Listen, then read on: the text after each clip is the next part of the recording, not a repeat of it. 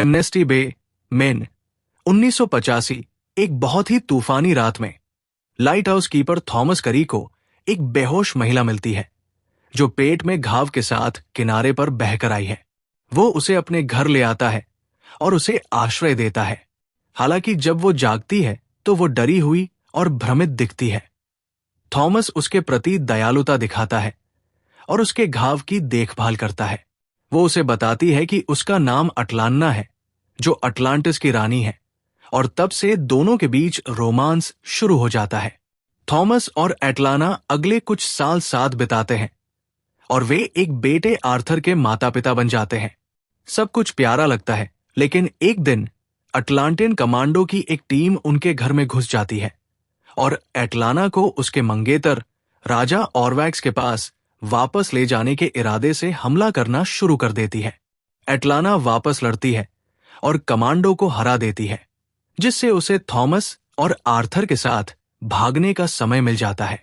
एटलाना Thomas से कहती है कि उसे उसकी और आर्थर की सुरक्षा के लिए अटलांटिस वापस लौटना चाहिए, लेकिन वो किसी दिन उन दोनों के पास वापस लौटने की कसम खाती है। वो थॉमस को अलविदा चूमती है और वापस समुद्र में कूद जाती है। आर्थर को अपना त्रिशूल तब तक के लिए छोड़ देती है जब तक वो उसका इस्तेमाल करने के लिए तैयार न हो जाए। सालों बाद हम आर्थर को एक बच्चे के रूप में स्कूल के फील्ड ट्रिप पर एक्वेरियम में जाते हुए देखते हैं। वो मछलियों से बात करता हुआ दिखाई देता है और दो बदमाश उसे ताना मारना और उसका मजाक उड़ाना शुरू कर देते हैं। फिर एक शार्क कांच पर जोर से मारना शुरू कर देती है, जिससे वो थोड़ा टूट जाता है और बाकी सभी डर जाते हैं। वे आश्चर्य से देखते हैं कि सभी समुद्री जीव आर्थर के ठीक पीछे इकट्ठा हो जाते हैं और उसकी आंखें पीली चमकती हैं क्योंकि वह उन्हें अपने नियंत्रण में रखता है। 20 साल बाद जेसी केन और उनके बेटे डेविड के नेतृत्व में समुद्री लुटेरों की एक टीम ने एक पनडुब्बी पर कब्जा कर लिया। जहाज पर मौजूद लोगों को वश में करने के बाद खलनायकों को पता चलता है कि उन्होंने किसी चीज से टक्कर मारी है, या यूं कहें कि किसी चीज ने उन्हें टक्कर मारी है। अब वयस्क आर्थर, जिसे कई लोग एक्वामैन के नाम से जानते हैं, बचाव के लिए आता है। वो पनडुब्बी में घुस जाता है और समुद्री लुटेरों से लड़ना शुरू कर देता है। केन के पीछे जाने से पहले उन सभी को आसानी से ढेर कर देता है। जेसी आर्थर पर एक आरपीजी फायर करता है, ये सोचकर कि उसने उसे मार दिया है, लेकिन आर्थर खुद को संभाल लेता है और पूरी तरह से सुरक्षित रहता है। आर्थर जेसी के सीने में छुरा घूमकर जवाबी कार्रवाई करता है। पनडुब्बी में पानी भरने लगता है और जेसी एक विस्फोटक के नीचे फंस जाता है। डेविड अपने पिता को छुड़ाने की पूरी कोशिश करता है और आर्थर से मदद की गुहार लगाता है, लेकिन वो जेसी को बचाने से इनकार कर देता है क्योंकि उसने और उसके बेटे ने निर्दोष लोगों को मार डाला है। डेविड जेसी को छुड़ाने की कोशिश करता रहता है, लेकिन उसे पता है कि उसका समय लगभग खत्म हो चुका है और वो डेविड को आदेश देने से पहले ग्रेनेड निकालता है कि वो बाहर निकलकर आर्थर को मार डाले। डेविड अनिच्छा से सुनता है और जेसी द्वारा ग्रेनेड फेंके जाने की आवाज सुनकर पनडुब्बी से बाहर निकल जाता है। आर्थर अन्य लोगों को बचाता है, जबकि डेविड दूसरी पनडुब्बी में भाग जाता है। आर्थर थॉमस के साथ डॉक पर एटलाना का इंतजार करता है, जैसा कि वो इन सभी वर्षों में करता आया है। दोनों एक बार में जाते हैं, जहां वे एक्वामैन की वीरता की एक समाचार रिपोर्ट देखते हैं और थॉमस जानता है कि ये उसका बेटा था। वो आर्थर को याद दिलाता है कि उसे सतह की दुनिया और अटलांटिस के राज्य दोनों को एकजुट करना है। फिर बाइकर्स का एक समूह आर्थर के पास आता है, जो लड़ाई की तलाश में लगता है, लेकिन वास्तव में वे उसके साथ तस्वीरें लेना चाहते हैं।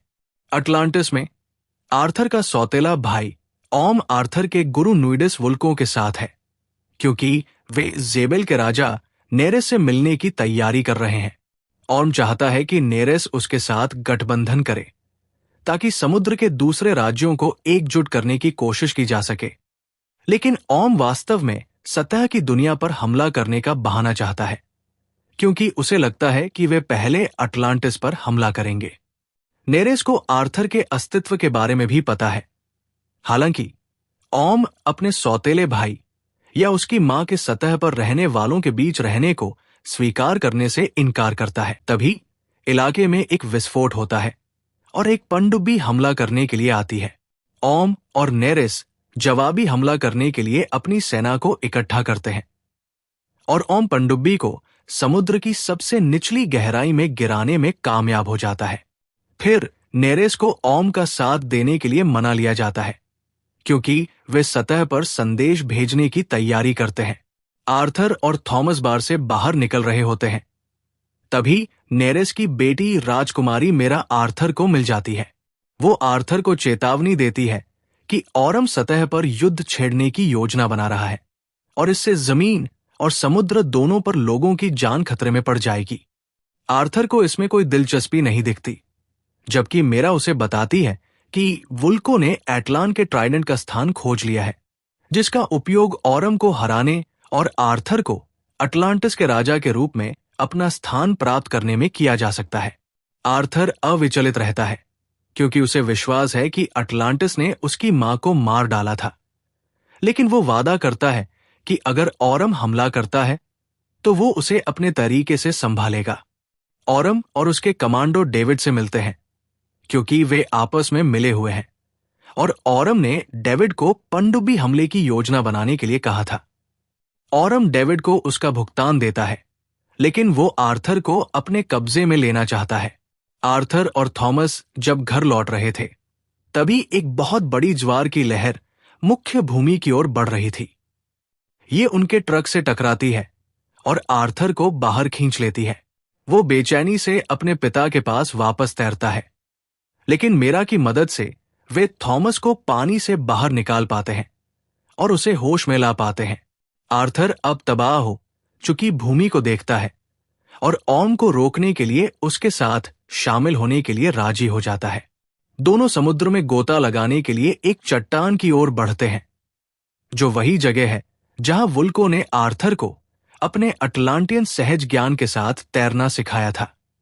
आर्थर और मेरा उसके जलयान पर सवार होकर अटलांटिस से आगे बढ़ते हैं और वुल्को से मिलने के लिए डूबे हुए जहाज पर पहुंचते हैं। वो आर्थर को बताता है कि अटलांटिस के त्रिशूल की किंवदंती वास्तविक है, क्योंकि ये संस्थापक राजा अटलांटिस का था और इसे शक्तिशाली स्टील से बनाया गया था, जिसे किसी योग्य व्यक्ति को अटलांटिस पर शासन करने की अनुमति देने के लिए डिजाइन किया गया था। उस समय अटलांटिस सतह पर समृद्ध हुआ और प्रभावशाली तकनीकी प्रगति की, लेकिन सत्ता के लिए उनकी इच्छा ने अंततः उनका पतन कर दिया और अटलांटिस समुद्र के तल में डूब गया। हालांकि उनकी प्रगति ने अटलांटिस के लोगों को विकसित होने और पानी के नीचे सांस लेने में भी मदद की, जबकि अन्य पीछे हट गए और राक्षसों में बदल गए। अटलांटिस ने अपना शेष जीवन निर्वासन में बिताया।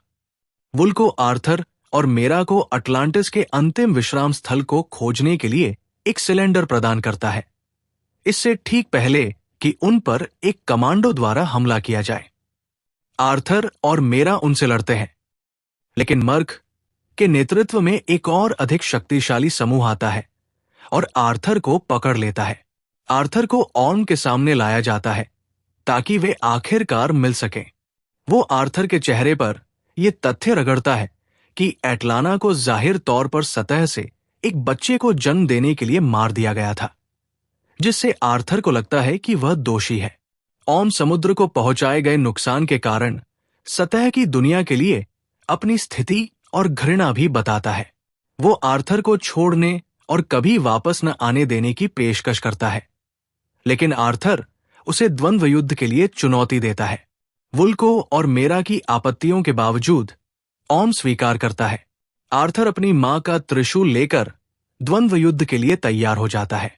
इस बीच ओम अपनी मंगेतर मेरा को एक कंगन देता है, जिसके बारे में वो कहता है कि वो अटलाना का है।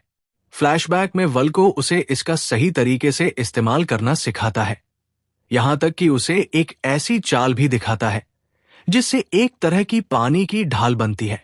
युवा आर्थर का मानना था कि अटलाना ने उसे इसलिए छोड़ दिया क्योंकि वो उससे या उसके पिता से प्यार नहीं करती थी, लेकिन वल्को ने उसे बताया कि उसे ट्रेंच के जीवों को खिलाकर मार दिया गया था। वर्तमान में आर्थर रिंग ऑफ फायर की ओर जाता है, जहां द्वंद्व युद्ध की शुरुआत लोगों की एक उत्साही भीड़ के सामने होती है जो ओम के पक्ष में है। हालांकि आर्थर बल का सम्मानजनक प्रदर्शन करता है और उसे मारने के लिए लावा में घसीटने का प्रयास करता है। आर्थर ओम के चंगुल से बच निकलता है, लेकिन दुष्ट राजा अपने त्रिशूल का इस्तेमाल आर्थर को नष्ट करने के लिए करता है। ओम के घातक प्रहार से पहले मेरा हस्तक्षेप करती है और आर्थर को वहां से निकाल लेती है। दोनों उसके वाटरक्राफ्ट में भाग जाते हैं और ओम के आदमियों द्वारा उनका पीछा किया जाता है। उनका जहाज नीचे गिर जाता है, लेकिन आर्थर और मेरा बच निकलते हैं। हालांकि ओम को यह विश्वास दिलाया जाता है कि वे मारे गए हैं।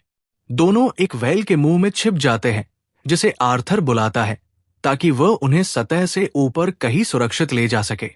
ओम को पता चलता है कि आर्थर और मेरा जीवित है और वह अपने कमांडो को उन्हें खोजने का आदेश देता है। लेकिन नेरियस ओम को यह सुनिश्चित करने के लिए मजबूर करता है कि मेरा को सुरक्षित वापस लाया जाए। इसके बाद ओम डेविड से संपर्क करता है और उसे आर्थर और मेरा को खोजने के लिए कमांडो का नेतृत्व करने की अनुमति देता है, और वो आर्थर को मारने के लिए डेविड को अटलांटियन हथियार से लैस करता है। आर्थर और मेरा सहारा रेगिस्तान में जाने के लिए विमान में सवार होते हैं और वे बिना पैराशूट के ही कूद जाते हैं। वे तब तक चलते हैं जब तक वे एक छेद में गिर नहीं जाते जो उन्हें एक पुराने मंदिर में ले जाता है जहां अटलान का त्रिशूल गढ़ा गया था। मीरा सिलेंडर को एक गोल मंच पर रख देती है, लेकिन तब तक कुछ नहीं होता जब तक उसे एहसास नहीं होता कि इसे पानी से सक्रिय किया जाना चाहिए। ऐसा करने के बाद ये त्रिशूल का पता लगाने के निर्देशों के साथ अटलान से एक होलोग्राफिक संदेश सक्रिय करता है।